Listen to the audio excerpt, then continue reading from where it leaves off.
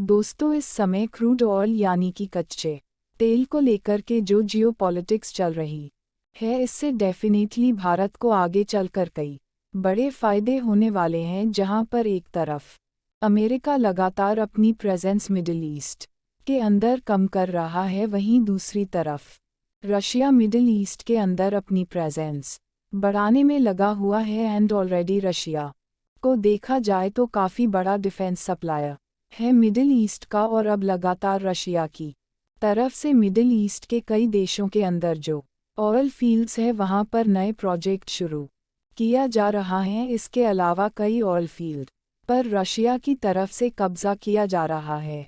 और सोचने वाली बात यह है कि जब रशिया यूक्रेन वॉर के समय अमेरिका और यूरोप जैसे देशों ने रशियन क्रूड ऑयल खरीदने से मना कर दिया, तो अमेरिका और यूरोप ने काफ़ी भारी मात्रा में मिडिल ईस्ट से क्रूड ऑयल परचेस किया। लेकिन अब जब रशिया अपनी प्रेजेंस मिडिल ईस्ट के अंदर बढ़ा लेगा, तो यूरोप और अमेरिका जैसे देश अपनी ऑयल रिक्वायरमेंट आखिर कैसे पूरी करेंगे। वहीं जहां जहां रशिया अपने पैर फैला रहा है, वहां उसके साथ चीन भी खड़ा हुआ है, तो वर्ल्ड जियो पॉलिटिक्स में काफ़ी बड़े कॉम्प्लिकेशंस आने वाले हैं। और रिसेंटली हुई बड़ी डेवलपमेंट यह है कि इराक के अंदर एक काफ़ी बड़ी ऑयल फील्ड में से एक जापानीज़ कंपनी को पूरी तरीके से रशिया की तरफ से बाहर किया जा चुका है। पूरी डेवलपमेंट क्या है, आज के इस वीडियो में समझते हैं। बस हमें सपोर्ट करने के लिए इस वीडियो को लाइक और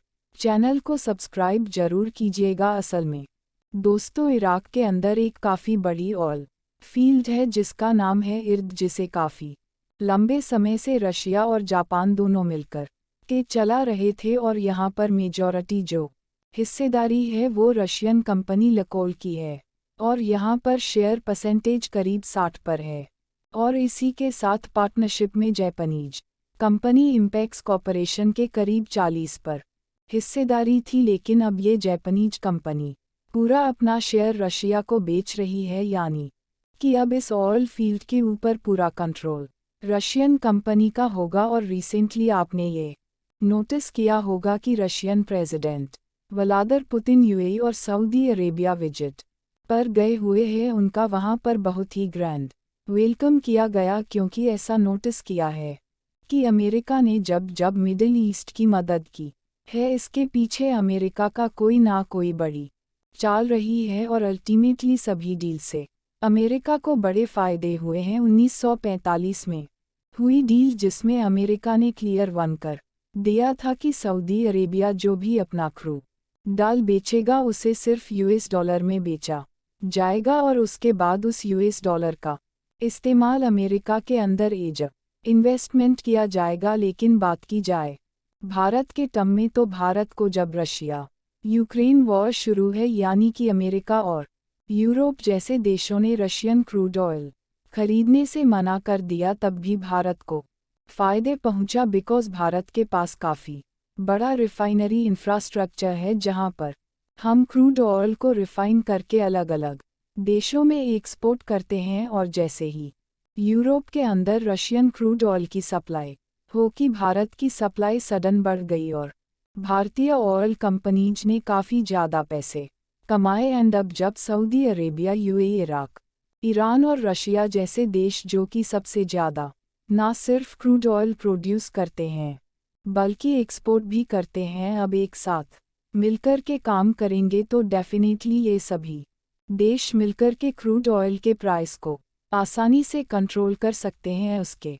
प्रोडक्शन और प्राइस कैप को इनकी तरफ से मैनेज किया जा सकता है, बिकॉज इसमें ज़्यादातर ओपेक और ओपेक प्लस इसके मेंबर्स हैं, जो कि ना सिर्फ भारी मात्रा में कच्चा तेल प्रोड्यूस करते हैं बल्कि एक्सपोर्ट भी करते हैं। और रशिया ने सिर्फ इराक नहीं बल्कि कनाडा, यूएई और चाइना जैसे देशों के अंदर भी भारी इन्वेस्टमेंट कर रखी है क्रूड ऑयल की इंडस्ट्री में। तो आने वाले दिनों में इस इंडस्ट्री में कई और बड़ी डेवलपमेंट्स होंगी, और यह दोनों ही देश भारत को एक ऐसी इम्पोर्टेंट चीज़ एक्सपोर्ट करने जा रहे हैं जिसके बिना हमारे देश की किसी भी इंडस्ट्री को चला पाना बहुत ज़्यादा मुश्किल है। और यह इंपोर्ट्स भारत के लिए जरूरी इसलिए भी है क्योंकि भारत इस सेक्टर का करीब 50 पर हिस्सा इंपोर्ट्स के भरोसे ही पूरा करता है। पूरी डेवलपमेंट क्या है यह आज के इस वीडियो में समझते हैं।